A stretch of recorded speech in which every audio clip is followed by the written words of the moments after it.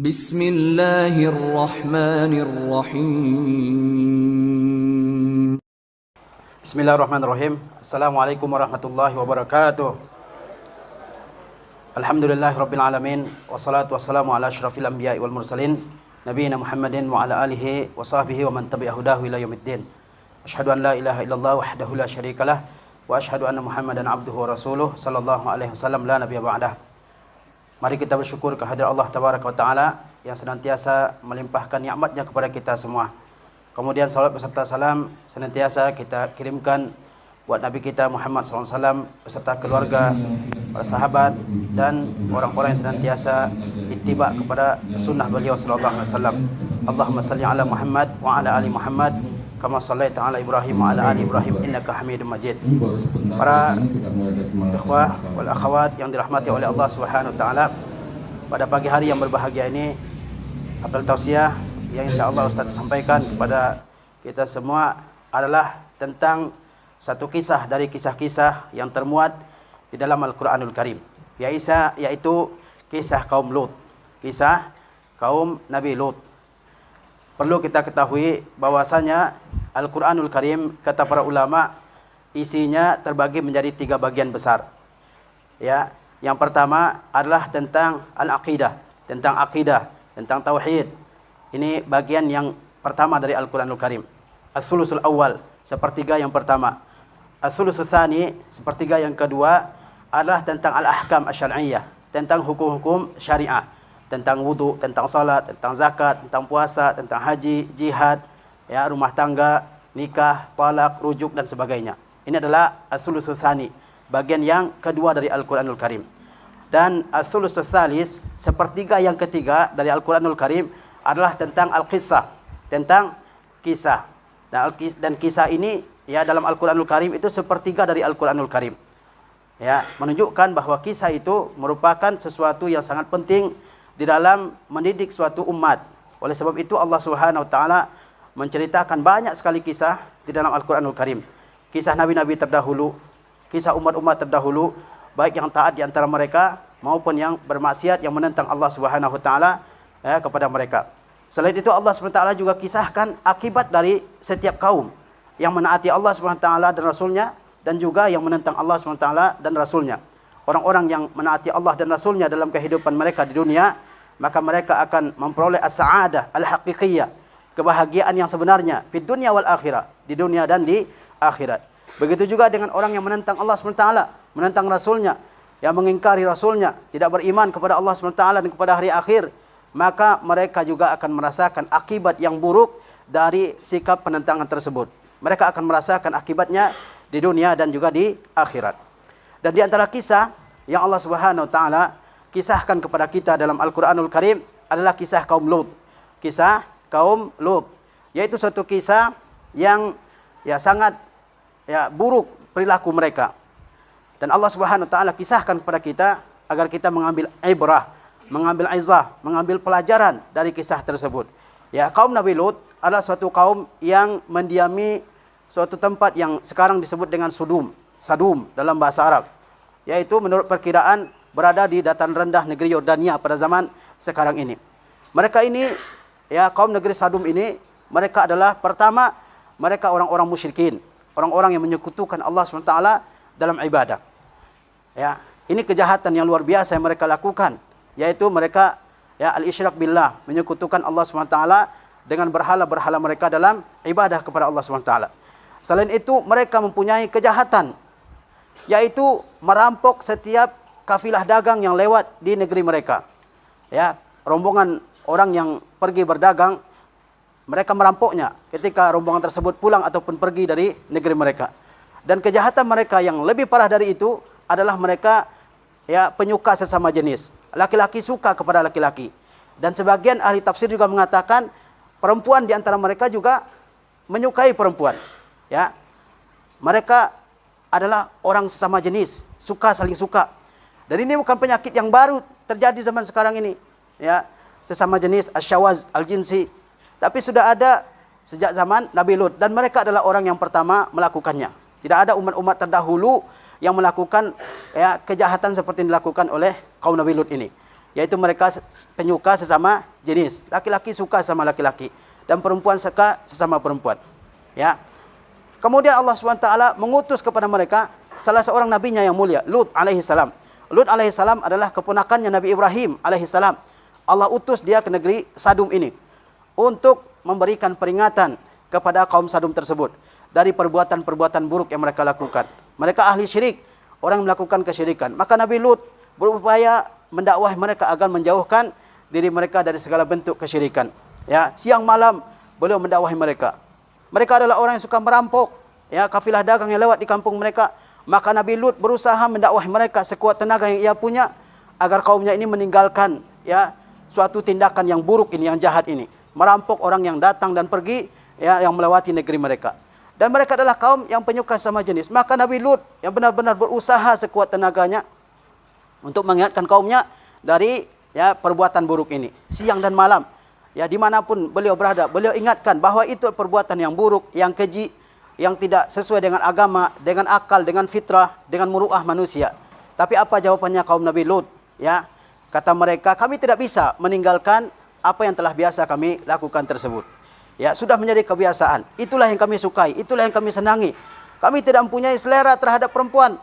Ya, kami sukanya sama laki-laki. Mereka tanpa malu-malu mengatakan hal tersebut kepada Nabi Lut alaihissalam.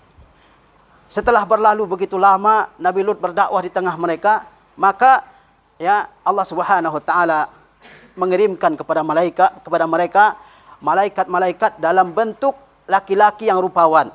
Ya, malaikat adalah makhluk Allah Subhanahu wa taala yang diberikan kemampuan oleh Allah Subhanahu wa taala untuk merubah wujud mereka dari wujud asli. Ya. Tetapi mereka bisa berubah ke dalam bentuk yang indah, yang bagus, yang tampan. Beda dengan jin, dengan syaitan. Syaitan juga diberikan kemampuan mengubah bentuk, tasyakul namanya, tetapi bentuk yang buruk. Tidak bisa dalam bentuk yang gagah kalau syaitan, ya. Tapi kalau malaikat merubah bentuk dalam bentuk yang rupawan, sebagaimana, ya, malaikat Jibril sering datang kepada Rasulullah SAW dalam bentuk salah seorang sahabat yang terkenal dengan ketampanannya, Dihya ibn Sa'ib al-Kalbi. Ya. Seperti hadis tentang iman, tentang Islam, tentang ihsan, tentang tanda kiamat. Itu seorang laki-laki datang kepada Rasulullah SAW dalam bentuk seorang malaikat datang kepada Rasulullah dalam bentuk seorang laki-laki yang tampan. Taib. Kemudian, ya, malaikat diutus oleh Allah SWT kepada kaum Lut. Ya, untuk apa?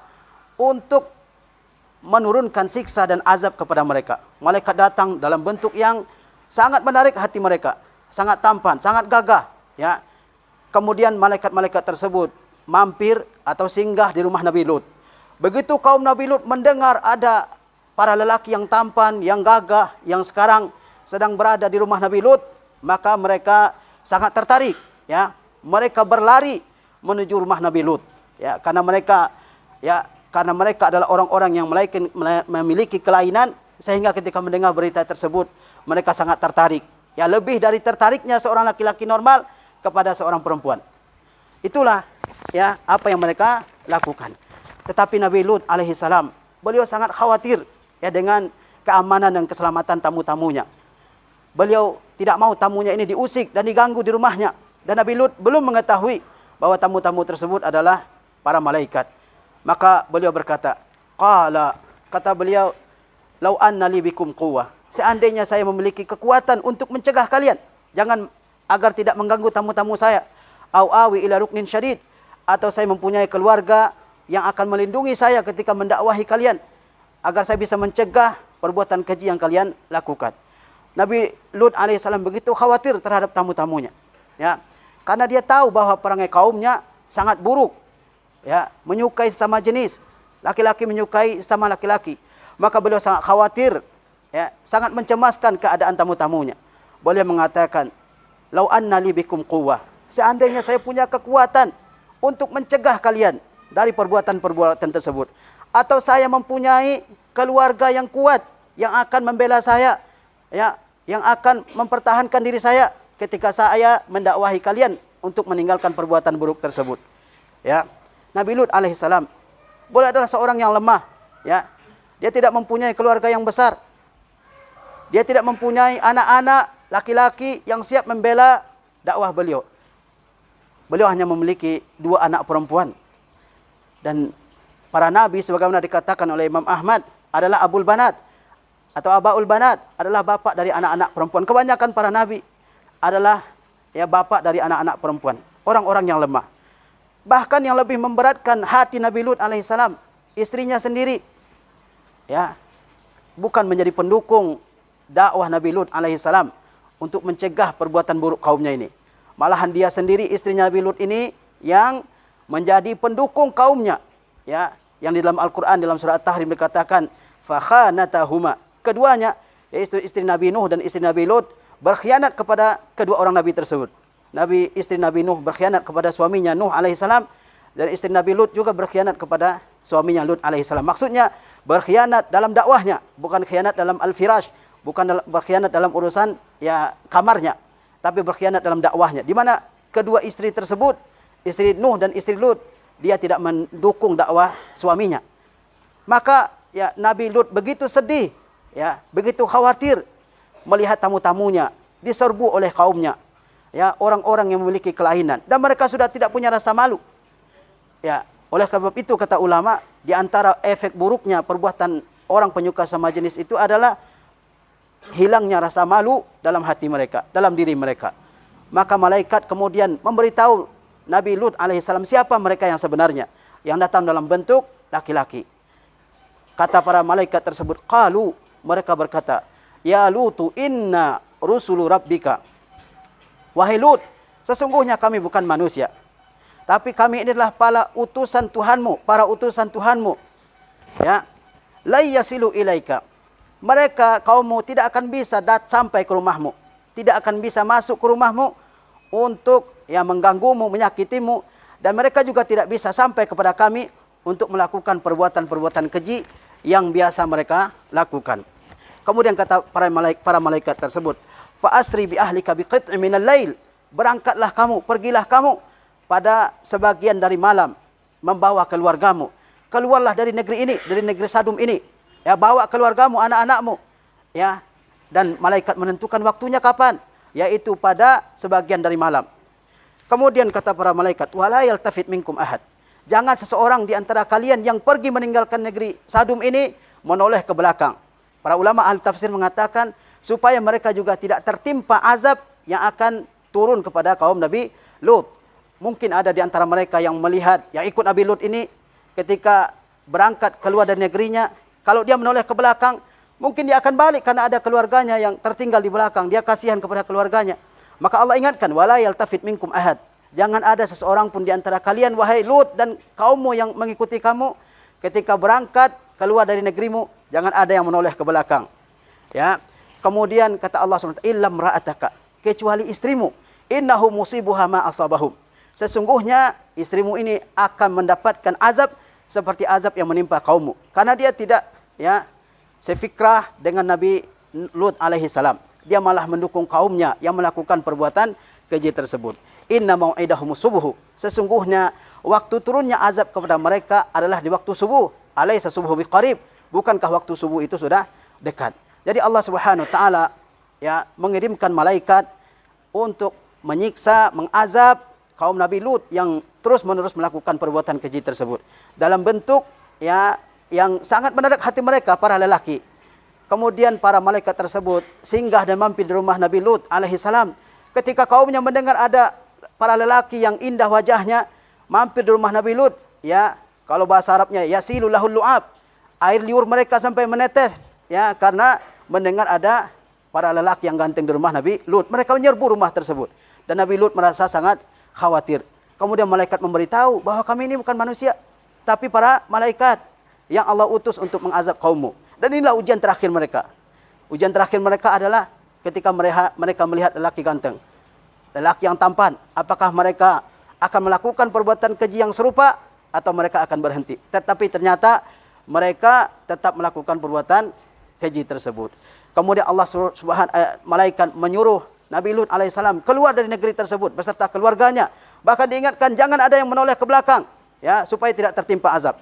Kemudian Allah nyatakan kecuali istrimu wahai Lut, karena dia akan ya merasakan azab seperti azab yang menimpa kaumnya.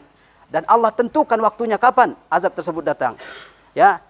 Inna mau'idahum subuh, sesungguhnya waktu mereka mendapat azab itu adalah di waktu subuh. Bukankah subuh itu sudah sangat dekat, kata para malaikat kepada Nabi Lut alaihi salam. Maka ya, para malaikat yang ada di rumah Nabi Lut alaihi salam, ya, dia melihat kekhawatiran yang sangat besar dari Nabi Lut alaihi salam.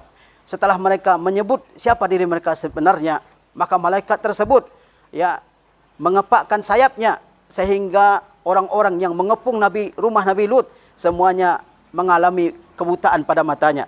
Itulah yang difirmankan oleh Allah Subhanahu wa taala, "Wa laqad rawaduhu an dhaifihi fatamasna a'yunahum fazuqu azabi."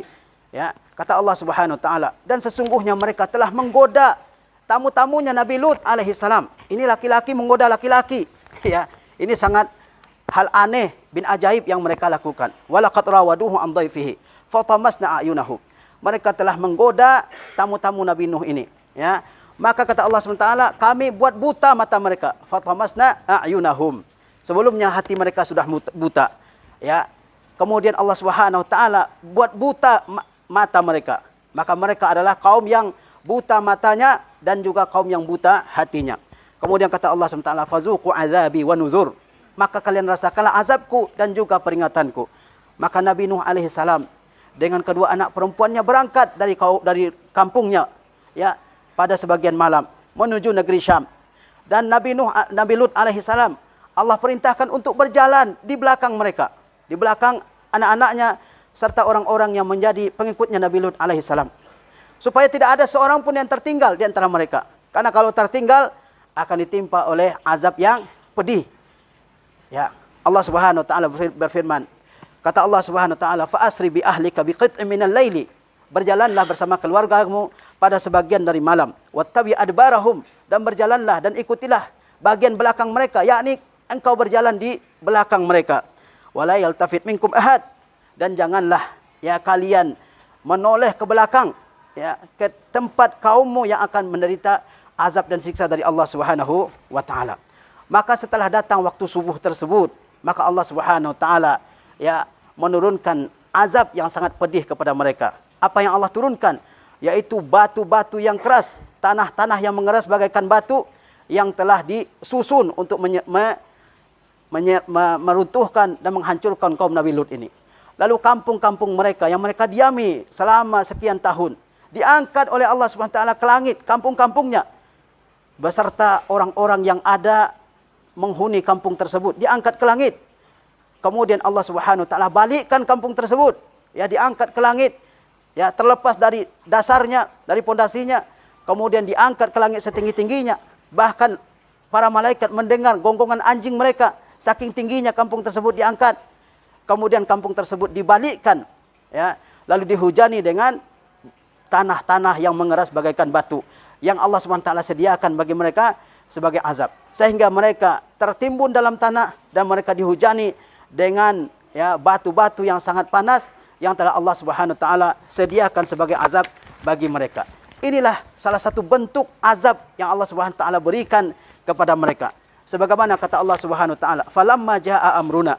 Ketika datang azab kami terhadap mereka, ja'alna 'aliyaha safilaha. Kami jadikan bagian atas, bagian permukaan dari kampung mereka menjadi bagian bawah. Allah balikkan kampung mereka. Wa amtarna 'alaiha hijaratan min sijilin mandud. Lalu kami hujani, kata Allah SWT, kampung-kampung tersebut dengan batu yang mengeras. Sijil artinya batu yang tanah yang mengeras bagaikan batu yang mandud, yang telah disusun oleh Allah Subhanahu wa taala. Ya, itulah azab untuk mereka. Ya, dihujani, dilempari dengan ya batu-batu yang mengeras. Ya, dan itu sudah disiapkan, bahkan diberikan tanda yang tidak sama dengan batu-batu yang ada di bumi ini. Kata Allah Subhanahu wa taala, "Musawwamatan 'inda rabbika." Batu-batu tersebut telah diberi tanda di sisi Rabb engkau, tidak sama dengan batu-batu di dunia, batu-batu dari neraka. Wa ma hiya minaz zalimin biba'id. Dan azab yang serupa itu tidak jauh dari orang-orang yang zalim. Kalau ada orang melakukan perbuatan seperti itu, seperti yang dilakukan oleh kaum Nabi Lut, maka azab Allah SWT tidak jauh dari mereka, sebagaimana tidak jauhnya azab tersebut dari kaum Nabi Lut alaihi salam. Yang Allah SWT berikan kepada kaum yang menyimpang ini dari secara seksualnya. Ya, biasanya orang normal, lelaki menyukai perempuan, dan itu yang normal, ya. Ini mereka malah menyimpang dari hal tersebut sehingga disebut dengan syawaz, ya. Mereka laki-laki penyuka laki-laki. Dan ini zaman sekarang ini sudah dikampanyekan dengan begitu dahsyat di mana-mana. Bahkan di negara-negara barat mereka sudah mengkampanyekannya dengan secara besar-besaran. Bahkan dalam gereja mereka sendiri sudah dianggap legal perkawinan sesama jenis ini. Kita sebagai umat Islam sekarang ini diserbu dengan apa yang disebut dengan LGBT, ya, lesbian, ya, gay, biseksual dan sebagainya. Untuk merusak kita ini sebagai umat Islam. Jangan ada yang tertawa. Ini bukan untuk hal yang ditertawakan. Ya. Para pendeta di Amerika, mereka sudah menikahkan, ya, lelaki dengan lelaki. Lelaki dengan lelaki menikah. Bayangkan. Hal yang tidak pernah terbayangkan oleh otak kita. Bagaimana seorang laki-laki menikah dengan laki-laki. Perempuan juga dengan perempuan sudah dinikahkan. Artinya sudah dianggap legal oleh agama mereka sendiri. Padahal hukumannya sangat berat. Dan kisah kaum Nabi Lut ini ada dalam kitab mereka. Ya. Tapi para pemuka-pemuka agama mereka, ya, melangkahi kitab-kitab tersebut. Meninggalkan kitab-kitab tersebut. Dengan alasan HAM. Dengan alasan, ya, hak asasi manusia dan sebagainya. Kita sebagai kaum muslimin harus berhati-hati dari perbuatan seperti ini. Nabi kita yang mulia Muhammad SAW telah mengingatkan kita semua dari, ya, hal seperti ini. Yaitu rasa suka laki-laki kepada sesama laki-laki. Kata Rasulullah SAW, Inna akhwafu ma akhafu alaikum man amila amala qaumi Lut. Sesungguhnya hal yang paling mengkhawatirkan saya, kata Rasulullah SAW, adalah orang yang melakukan perbuatan kaum Nabi Lut di tengah kalian ini. Rasulullah begitu khawatir kepada kita ini. Karena Rasulullah sangat kasih, sangat sayang, sangat peduli dengan kita. Jangan sampai perbuatan kaum Nabi Lut ini menimpa kita semua sebagai umat Islam. Kita harus berhati-hati, harus menjauhi, harus mencegah segala sebab-sebab yang membuat seseorang, ya, terjangkiti hal seperti ini. Kata Rasulullah, sesungguhnya hal yang paling mengkhawatirkan saya adalah orang yang melakukan perbuatan Nabi Lut di tengah-tengah umatku. Dalam hadis yang lain Rasulullah mengatakan, La'anallahu man ghayyarat tukhumal ard. Allah melaknat orang yang merubah batas tanah. Ya. La'anallahu man zabaha li ghairillah. Allah melaknat orang yang menyembelih hewan bukan untuk Allah Subhanahu wa taala, untuk wali, untuk berhala, untuk patung dan sebagainya. La'anallahu man la'ana walidai. Allah melaknat orang yang melaknat kedua orang tuanya atau menjadi penyebab kedua orang tuanya dimaki, dihina oleh orang lain. La'anallahu man tawalla ghaira mawali. Allah melaknat budak yang dimerdekakan tapi memberikan walaknya, ya, kepada selain tuannya. La'anallahu man kamahal a'ma minal ard. Allah laknat orang yang menyesatkan orang buta dari jalannya. Ada orang buta, ya, berjalan, kemudian dia bertanya jalan ke mana jalannya? Kita tahu jalannya, tapi kita, oh, jalannya ke sana, padahal jalannya bukan ke situ. Nah, ini dilaknat oleh Allah Subhanahu wa taala. Bukan berarti orang tidak buta boleh kita sesatkan jalannya. Orang bertanya jalan, ya, kalau enggak tahu bilang saya enggak tahu, ya. Jangan sok tahu, oh, ke sana jalannya, ternyata orang tersebut nyasar kemana mana. Ini tidak dibenarkan, ya. Bahkan kalau orang buta yang disesatkan itu dilaknat oleh Allah Subhanahu wa taala. Kemudian kata Rasulullah, la'anallahu man attabahimatan. Allah laknat orang yang mendatangi hewan. Di zaman sekarang ini, ya, bahkan hewan pun disukai oleh laki-laki, oleh perempuan. Ya, pacarnya hewan, kucing, anjing dan sebagainya, ya. Jadi memang sudah rusak, ya. Karena itulah Rasulullah SAW mengingatkan. Rasulullah SAW orang yang mendapatkan wahyu. Tidak ada di masa Rasulullah SAW orang yang menyukai binatang. Di zaman sekarang ada. Tapi Rasulullah SAW sudah mengingatkan 14 abad yang lalu. La'anallahu man atal bahimah. Allah laknat orang yang mendatangi, yang menggauli siapa? Binatang. Binatang piaraan dan sebagainya. Kemudian kata Rasulullah, la'anallahu man amila amala qaumi Lut. Allah laknat orang yang melakukan perbuatan kaum Nabi Lut. Itu diucapkan oleh Rasulullah 3 kali. Ya, menunjukkan bahwa hal ini sangat penting untuk diingat oleh kaum muslimin semuanya. Allah laknat orang yang mendatangi atau melakukan perbuatan seperti yang dilakukan oleh kaum Lut alaihi salam. Ya. Jangan sampai ada orang Islam yang melakukan hal seperti itu. Itu penyakit yang harus dikikis habis dari dalam diri dan bertaubat kepada Allah Subhanahu wa taala. Ya. Dalam hadis yang lain Rasulullah sebutkan ancaman bagi orang yang melakukan hal seperti ini. Kata Rasulullah SAW, la yanzurullah ila rajulin atar rajula. Allah tidak akan lihat, ya, seseorang lelaki yang mendatangi seorang laki. Pahamlah kalian maksud mendatangi ya, kalau udah gede ya. Yakni laki-laki suka dengan laki-laki, bergaul ya, suami istri laki-laki dengan laki-laki. Ini dilaknat oleh Allah Subhanahu wa taala. Aw imra'atan fid dubur, atau orang yang menggauli istrinya tapi di duburnya. Ya, ini dilaknat oleh Allah Subhanahu wa taala, dan Allah tidak akan melihat mereka dengan pandangan yang penuh rahmat, dengan pandangan yang penuh dengan kasih sayang. Bahkan ancaman yang lebih berat dari itu, di akhirat tidak dilihat oleh Allah dengan pandangan kasih sayangnya, dilaknat di dunia dan di akhirat. Bahkan lebih dari itu, Rasulullah SAW mengingatkan kepada para penguasa kaum muslimin, ya, kalau di suatu negara tegak pemerintahan Islam, ya, tegak hukum-hukum Islam, dan ada orang yang melakukan perbuatan liwat ini, perbuatan penyuka sama jenis ini, maka pelakunya ya dan pasangannya itu harus dibunuh kedua-duanya. Tapi ini ditegakkan oleh pemerintahan Islam, bukan oleh pribadi-pribadi kaum muslimin. Ya. Kata Rasulullah SAW, "Man wajadtumuhu ya'malu 'amala qaumi Lut, faqtulul fa'ila wal maf'ula bihi." Siapa yang kalian dapati, kalian lihat dia melakukan perbuatan kaum Lut ini, maka bunuhlah pelakunya dan juga pasangannya. Ya. Ini hukuman yang sangat berat, ya, yang harus kita sadari semua. Tapi ini jangan anarkis ya. Bukan tugas pribadi ya kaum muslimin, tapi tugas pemerintahan kaum muslimin. Ya. Adanya ancaman yang Allah sebutkan, bahkan azab yang Allah sebutkan bagi orang yang melakukan liwat ini, ya, homoseksual, itu menunjukkan bahwa perbuatan ini sangat besar dosanya di dunia dan di akhirat. Oleh sebab itu kita sebagai seorang muslim harus menjauhi sebab-sebab yang menyebabkan timbulnya penyakit ini. Apa sebab-sebab timbulnya liwat atau suka sama jenis ini? Di antaranya kata para ulama adalah pornografi yang sekarang menyerbu negeri kaum muslimin. Begitu mudah ya. Begitu mudah untuk dilihat, disaksikan, dan ditonton. Ini adalah sebab utamanya tersebarnya pornografi. Ya, bahkan kalau zaman dahulu mungkin pornografi itu susah diperoleh, ya. Tapi sekarang ini ada di tangan kita masing-masing dengan handphone yang kita bawa.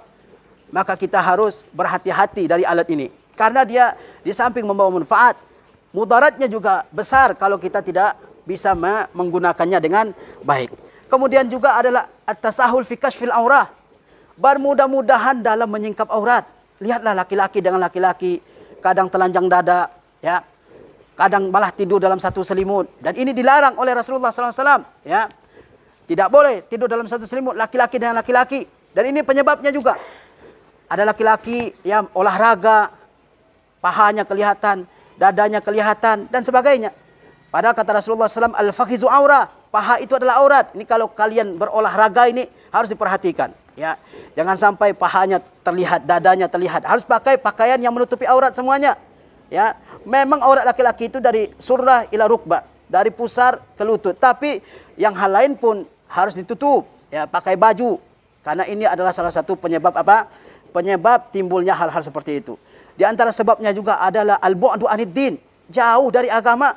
Rata-rata orang yang ya melakukan homoseksual itu adalah orang yang tidak mengetahui agama, ya, tidak kenal dengan agama sama sekali, tidak kenal dengan iman, tidak mendirikan solat, bahkan tidak bisa baca Al-Quran dan sebagainya, sehingga mereka begitu mudah untuk dirusak, ya, mudah untuk dipengaruhi oleh lingkungannya. Kemudian juga as-suhbatu as-sayyi'ah, pertemanan yang buruk. Ini juga harus diperhatikan, siapa yang jadi teman kita.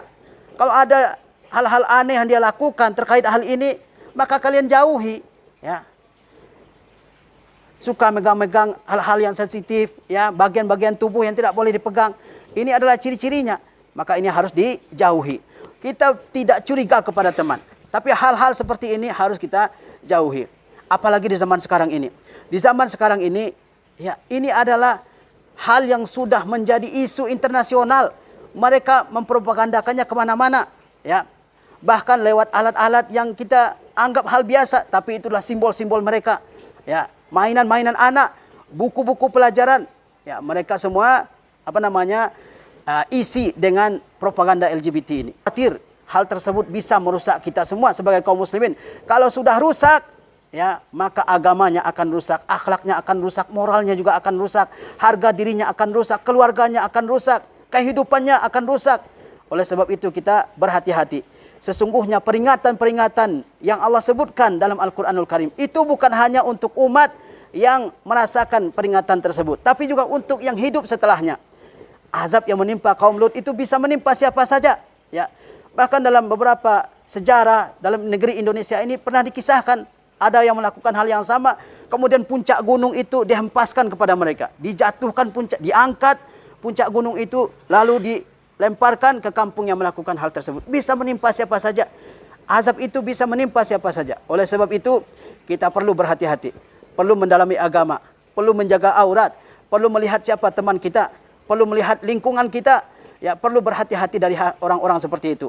Menjauhi, ya, hal-hal yang membawa kita kepada hal tersebut, pornografi dan sebagainya. Ini hal yang penting untuk kita ketahui. Barangkali ini yang bisa Ustaz sampaikan pada pagi yang berbahagia ini. Mudah-mudahan Allah Subhanahu wa taala menjaga kita semua dari segala as-sayyi'at wal munkarat, dari segala perbuatan buruk, perbuatan mungkar wal ma'asi, dan juga maksiat-maksiat yang semakin hari semakin banyak mengelilingi kita semua ini. Allah Subhanahu wa taala sebaik-baik penjaga, maka mintalah kepada Allah Subhanahu wa taala agar menjaga kita semua. Wassallallahu ala nabiyina Muhammad wa ala alihi wasallam. Wassalamualaikum warahmatullahi wabarakatuh.